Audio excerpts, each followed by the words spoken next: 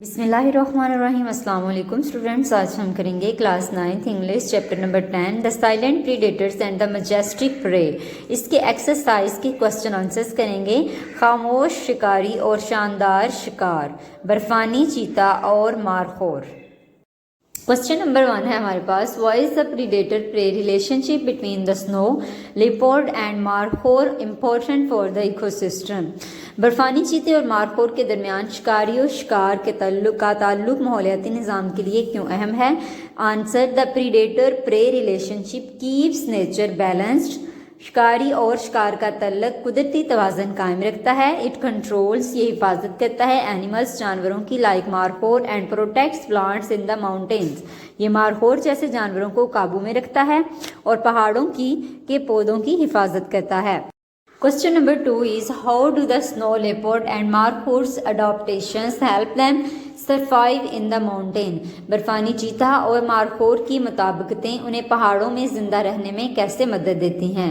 Snow leopard has thick fur and strong paws۔ برفانی چیتے کے پاس موٹی کھال اور مضبوط پنجے ہیں۔ مارخور ہیز اسٹرانگ لیگس، مارخور کے پاس مضبوط ٹانگیں، and twisted horns to climb mountains, اور مڑے ہوئے سینگ ہیں جو اسے پہاڑوں پر چڑھنے میں مدد دیتے ہیں۔ Question number 3, what are the benefits and potential concerns of community-led conservation programs like trophy hunting؟ Community کی قیادت میں تحفظ کے پروگراموں جیسے ٹرافی شکار کے فوائد اور ممکنہ خطرات کیا ہیں؟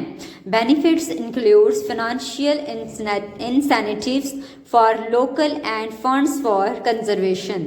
فوائد میں مقامی لوگوں کے لیے مالی فائدہ اور تحفظ کے فنڈز شامل ہیں۔ Concerns including overhunting and misuse if not control۔ خطرات میں ضرورت سے زیادہ شکار اور غلط استعمال شامل ہیں اگر کنٹرول نہ کیا جائے۔ Question number 4, what would happen to mountains ecosystem if either the snow leopard or the markhor disappeared؟ اگر برفانی چیتا یا مارخور میں سے کوئی بھی جو غائب ہو جائے تو پہاڑی ماحولیاتی نظام کے ساتھ کیا ہو سکتا ہے؟ The natural balance would be disturbed، قدرتی توازن بگڑ جائے گا۔ Plants or animals could increase or decrease too much، پودوں یا جانوروں کی تعداد بہت زیادہ یا بہت کم ہو سکتی ہے۔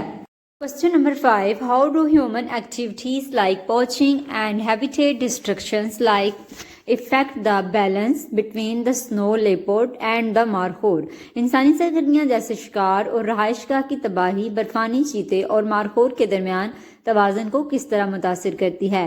Poaching and cutting forest reduce the number of animals, غیر قانونی شکار اور جنگلات کی کٹائی جانوروں کی تعداد کو کم کر دیتی ہے۔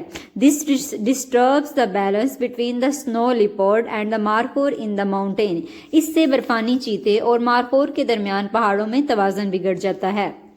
Question number 6, how is the markhor adapted to living in mountains regions؟ Markhor پہاڑی علاقوں میں رہنے کے لیے کس طرح مطابقت رکھتا ہے؟ Markhor has strong legs and twisted horns to climb steep rocks۔ Its thick fur it warm in cold and weather۔ Markhor کی ٹانگیں مضبوط اور سینگ مڑے ہوئے ہیں جن سے وہ پہاڑوں پر چڑھ سکتا ہے۔ اس کی موٹی کھال اسے سرد موسم میں گرم رکھتی ہے۔